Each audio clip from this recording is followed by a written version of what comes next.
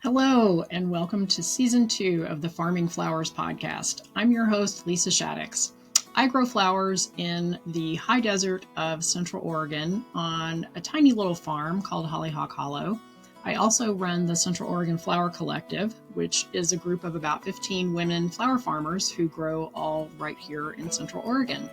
So for this next season of the podcast, I'm calling these mini pods, as they will be little kind of bite-sized, tasty morsels of some insight and some wisdom that will all be about maybe 20 minutes or less. And we're going to talk about what it really means to build resilience, not only in your flower farm, but in you, the flower farmer. So grab yourself a fun drink and pop in those earbuds and let's get diving in. Hello, everyone. It has been a little while since we have hopped on here with my Princess Leia headset here. So today I'm so excited to welcome one of my dear flower farming buddies, Stephen Workman. He owns Mountain Man Flowers over in Utah and sort of grows in a similar kind of climate that we do. You're high desert, right? You're high desert and fairly short season. He also is one of the founders of Picklink Collective, and he has a collective. How many farms do you have this year? We have 22 farms currently. 22 farms. Wow. So I wanted to kick off this new sort of mini season, because these are all going to be mini pods is what I'm calling them. And we're trying to keep them just little bite-sized chunks that are maybe 20 minutes or less. But the theme throughout this, I think we'll probably try to do 8 or 9 episodes of this, is resilience. And it's a word that I keep seeing popping up all over the place right now. I'm not sure if that's just because I'm kind of now tuning into it, but a lot of people are talking about resilience right now. So I thought it would be really fun to just talk to some people who have been flower farming for a while to maybe see what they use as a definition for resilience, and then maybe kind of talk about how they've learned to make their farms resilient as well as making themselves resilient. So Stephen and I were just chatting a little bit, and he has some really amazing insight. I think people are really going to enjoy sort of this take on things. So I asked first, what does resilience, the word resilience, mean to you, Stephen? What comes to mind when you think about that word? So I think that resilience to me is it comes down to your ability to face adversity, face things that are against your belief system, against your expectations, and your ability to, maybe not so gracefully at times, but to be able to dig in and decide that whatever it is that you want is worth achieving. That there's some value in that for your own personal belief system that is worth overcoming. Yeah. Whether that's like an argument with a relative, or a flash flood on your dahlia field, or a freak snowstorm that crushes all your peonies. Yeah. It's the thing inside of you that says that this is what I really want. And being able to know that that's worth fighting for, or overcoming whatever obstacles are in your way to achieve it. Okay. Yeah, that's that kind of leads me into the question. We were just talking about dahlias, and you had a rough dahlia season. I think a lot of farmers may have had a rough dahlia season. Last year for us was a rough tulip season, and I know a lot of people had that difficulty. So can you maybe give us an idea of maybe some strategies that you use, or maybe the mindset that you use when you're facing these adverse conditions? Because in flower farming, or farming of any kind really, or just in life, you can get a curveball at any time. Anything can happen, whether it's weather related or personal related, whatever. So how have you kind of come to the place that you're able to kind of endure some of these challenges, and how have you been able to pivot, and kind of just give us some insight into how you approach those things? Because you've had some things happen for sure. Sure. And I think that it's different for everybody depending on where they are in their journey.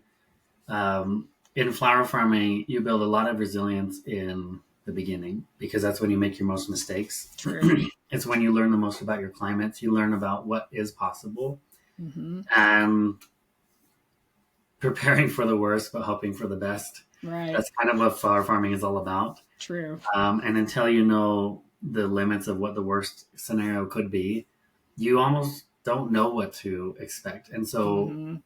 giving yourself a lot of grace for making mistakes in the beginning is the most important thing you can do, because the way you build through adversity is just through life experience and knowledge, seeking out answers from other people who have faced similar struggles and applying those to your growing space. So this year I'm growing my tulips on the plot where I had the biggest tulip failure. It was my first year Mm. growing tulips, and I just didn't know enough about growing tulips. So it's kind of a full circle moment, because I Wow. rotate my tulips every year, and I'm back to that spot where I grew them the first time around. Mm-hmm. So this will be like a true test of like, am I willing to dig in and put everything I've learned about Yeah. tulips and trusting what I've known and trusting the experience I've gained, Yeah. that the problems that existed in that field before are not the problems that exist today. Okay. Um, and when it comes to resilience, you have breakthroughs that you can lean on, and being able to have some of those breakthroughs, even if it's not immediate in flower farming, but year after year, I have breakthroughs every year that I understand more about how to protect the crop, when the things need to go Mm-hmm. out, when I need Right. to hold them back. But that only came from many years of struggling with it. So if you're in the beginning phases of flower farming, allow yourself a lot of grace and don't put too much pressure on yourself to have to roll out of the gate with a Yeah. smashing success. But hopefully you'll find a few successes along the way that you can lean into and say, okay, everything is solvable. Yeah. Everything that I'm facing has been solved before. There's information out there available to me to help me solve this issue. Everything is solvable in one way or another. Even if I can't lean on that until the next year. A lot of times in flower Right. farming, we make a mistake and we can't actually use that knowledge until the following year, because the time has already passed for us Right. to be able to apply that knowledge. But that's kind of why it's a it's a hook. Flower farming Yeah. keeps you in a hook because you learn something more, and it's like, well, I want to apply that, so that means I have Right. to grow another year to be able Right. to apply that. It's true. It's not just a quick fix and then, okay, I'll move on. You have to wait usually a whole other full Yeah. year to be able to put it into practice. But it was also, I had somebody visiting the farm the other day, and I was talking to him about how I was growing in that same place, and like, and I was counting the spots of rotation I had on my tulips, and I realized like, Yeah. oh, I'm going into year 6. So Mm. this is like my 6th year that I've been doing this now. Wow. It doesn't feel like it because every season goes by faster and faster. Mm-hmm. But in flower farming and anything that you put a lot of your soul into, time goes by quickly, because the more you learn, the faster you're able to resolve those issues as they come up. It's true. So it's less grueling. When things do come up, I realize I don't have a lot of time to sulk over it. Mm. That's one of the beautiful things about flower farming. I think why it teaches you so much resilience, because you don't really have a lot of time to pout about things. Right. That's There's true. still other things that, if something failed, there's still other things that aren't failing, and they need your attention too. I suppose that might be how kids may be. I don't have kids yet. Yeah. But just Yeah. because I one don't kid's either. failing doesn't mean the other kid doesn't need your attention also. Right. Yeah. It's easy to stay kind of stuck in the sort of the misery because I've had multiple years that I've had complete crops decimated by hail, and you work so hard and you got your season going and you're thinking like this year, for example, I lost all of my peonies in the spring, the peony buds, because we had a late, really hard frost. So, and I'm going to be covering them. This is the third year in a row that I've lost a fair amount. So I'm covering them. So yes, I have learned. But I was leaning on the thought that, okay, well, this is a bummer. I've lost all these this summer, but I have all this beautiful peony foliage that I can sell in the fall because several of our florists really love it when they start getting the reds and the yellows. And it's a great greenery. And so I was just counting on having this whole field of peony foliage this year to sell. Well, no, Mother Nature said, joke's on you, girly. Because since she came in with this delightful hailstorm and took out my entire peony foliage crop, I couldn't find one that I could cut that didn't have damage of some kind. It was, the nice big, almost quarter size hail. Yeah. So you can kind of just wallow in that and just kind of feel the womp womp sort of thought of, oh my God, why do I even bother? But I think like what you said is, yeah, you can have a little bit of a time to grieve that. And then, there's a way to fix this. And so I do know now I've got to do low tunnels. I just put it off for, the last couple of years, because it's a lot of work. It's a money investment. I just didn't really want to do it. But the alternative is I'm just going to womp every year now, because it's either going to be hail or it's going to be a freeze because of the climate that I live in. And so I've got to pivot. I've got to adjust. And I mean, I have no one to blame but myself if I lose anything on this crop next year. If I don't get my low tunnels in, then I got no one to blame but myself. So yeah, I figured out that same thing last year. I finally did it with my tulips last year. I know every season there always comes one late, heavy spring snowstorm that lays them all flat. Yeah. I know that. And so last year I just used rebar hoops to be able to put a light frost cloth on, just to be able to take the snow load off of them. Yes. And then last year I had almost no tulip loss. Wow. So I finally, but that took me 4 years to get to that place where I was like, it's a chore I don't like to do. Yes. But I know that if I don't do this, I know that there will come late spring heavy snow that's going to flatten everything. Yeah. And so this year I got even more ahead of it. So when I plant my tulips, I put the hoops on with nothing on, but the hoops are in place. Then that's just a matter of stringing out the cloth, clipping them all on, and we're ready to go. Oh, man. But it takes time. It's like you have to feel that heartbreak until you get sick of feeling sad is when you finally do something about it. Yeah. Man, I just get sick of feeling sad after a while. Yeah. I know. Jeez Louise. Well, everybody can check in next year and see if I actually end up having any peonies to sell. I'll text you. I'll say, yeah, exactly. That's what we need, is like an accountability crew to just say, hey, get this. Yeah, and I think that it's important to surround yourself with a community of people who you trust and people you are there for in turn. Yeah. A lot of times we talk about communities and what they can do for us, but you also have to think about what you're doing to be able to earn that support. So you have to be, that means you have to show up for other people too in their hard times. So like in the collective, we have 22 farms where, I was just helping one of the farms stretch their plastic over their high tunnel. And they earlier in the season helped me get my electricity set up on my portable trailer cooler. Yeah. So community, I think, is so important. Even if you're not inclined to be an extrovert and talk to people, being able to surround yourself with people who are struggling in the same way. Yeah. It's not about wallowing and commiserating with people, but it's understanding that you're there for each other and you're not the only one who's struggling. Yeah. I think that's a very human thing that we can benefit from is, that's I'm true. Not the only one screwing up. Yeah, that's true. We're all a bunch of screw ups and we'll figure it out. Well, we're all probably slightly crazy to be a flower farmer in the first place. So, there's something probably that's a little bit off to begin with, and then, it just naturally goes down the hill. Yeah, farming is really rough no matter what type of crop you're growing, and you do it because you love it. Right. I can't imagine anybody doing this and hating it. It's what keeps coming back every year. Yeah. Or maybe a big bank loan keeps you coming back. Right. Because I know there are plenty of those. Hopefully that's not the case. But usually it's because you love being part of that system of creating food or creating flowers for people. Yeah. You're part of an important chain to get people what they need in their lives. Yeah. Well, and maybe that's part of it, is like seeing the bigger picture. Yeah, that's true. And then sometimes that's really hard because farming can be so isolating, and you can be very lonely, and you can be sort of disconnected from that whole big picture. You can be very micro-focused on, your own space. And that kind of leads me, talking about community, sort of one of the next questions I wanted to ask you about is how, when you have to deal with these adverse conditions and crop failures and whatever, how do you personally take care of yourself as a flower farmer, and what do you do? What do you tell yourself? Do you rely on community?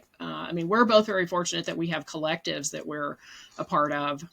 So there's sort of that built-in community there, but say for someone who maybe didn't have a collective, what do you do? What do you recommend people do to Well, I kind think of one find thing their you find resilience? early on in flower farming is you have to diversify yourself a little bit. Even though on my farm I'm very focused on mostly growing for wholesale clients and I'm growing fewer crops, even within those fewer crops, there's some overlap. So if something isn't working quite as well, there's something else to pick up the gap, Yeah. pick up the Yeah. pace. So my tulips and my peonies overlap perfectly. So if something happens on either end of those, Mm-hmm. they're buffering each other a little bit.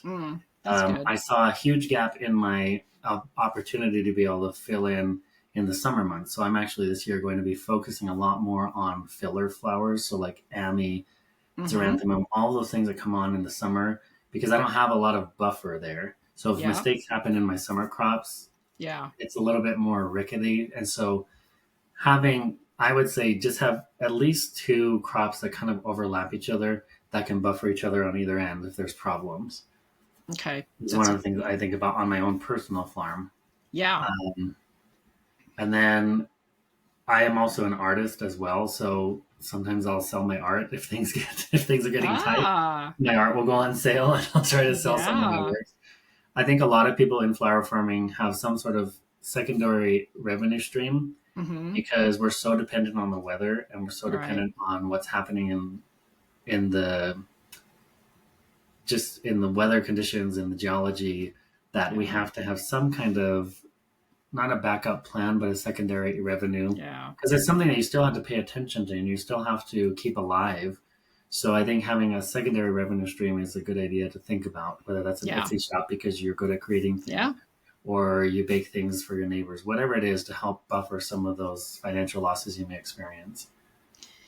Yeah, that's interesting too with like having the creative outlet. Because we touched on this just a little bit when we were talking earlier about when you are faced with, crop devastation or whatever, to be able to step away from that. And that was, sort of what you were saying when you're facing devastation, don't stay there for very long and wallow in it. I mean, give yourself the grace to feel it and grieve it and whatever needs to happen, but then step away and do Yeah. something completely, like you said, completely unrelated to it. Go find your creative outlet. I mean, farming is creative in a lot of different ways, and flower farming, especially if you're like a farmer florist and whatever. But maybe you have another hobby that you haven't picked up in a long time, and maybe that's the time to just completely pivot and shift into a different mindset and step away from the devastation. Yeah, at least until, in therapy, we often talk about like, this is our center, and when things are going wrong, we're like this. And Mm, whatever it takes to get you here, for me, it's about creating complete silence. Sometimes it's about mm, going into a dark room and just making it very silent, yeah. just Yeah. so I can get myself centered back because we can't resolve things when we're like this all the time. And so if Right. you have friends that are this way, don't talk to those friends about it. Talk to Yeah. friends who are grounded.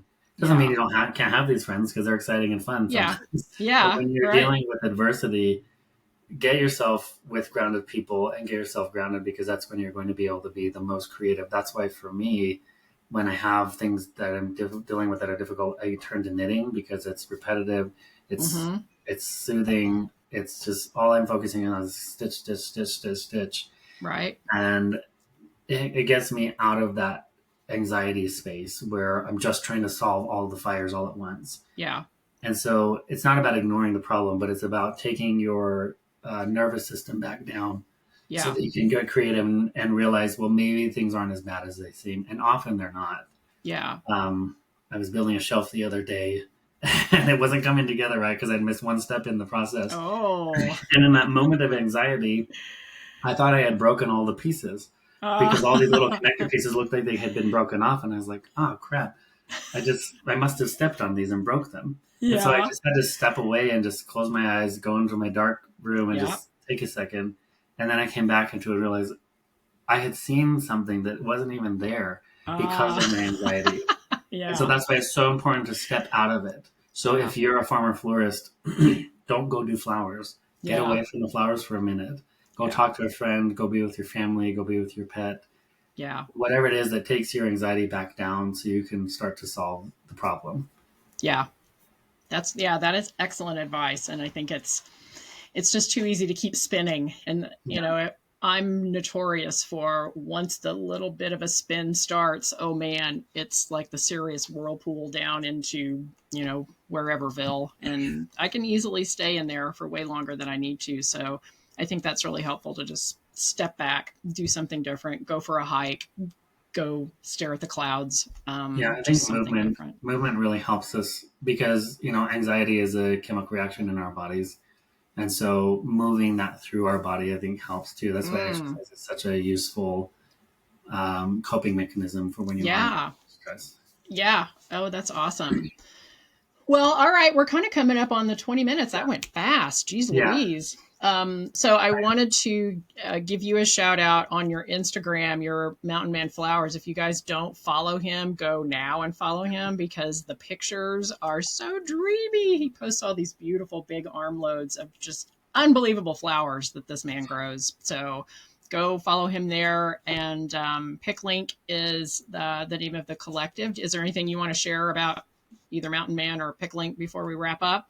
Well, PickLink, we're going into our fifth year. We're doubling our Mm, space, so our business is growing, and with that, we've also created a sales system that is specifically designed for collectives by our collective and how our collective operates.